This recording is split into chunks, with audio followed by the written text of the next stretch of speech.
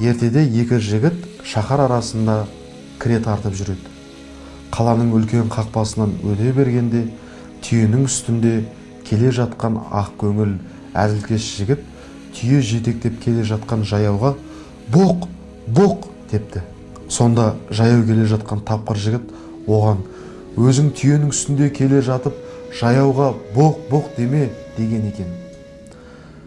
Сөз астарына үңілсеңіз, бір ауыз сөзбен көп дүниені астарлап жеткізе салған ғой. Өз жөніңді түзе алмай жүріп, біреуге ақыл айтуға шебер қылығымызды осы тәмсілден ақ аңғардық. Ақыр заман болғанда жер астынан мәді шығады деуші еді. Сол мәдінің бір сипаты қызыл сөзбен орғыта сөйлеп, артынан мол тобырды ерте алады деп жатушы еді үлкендер.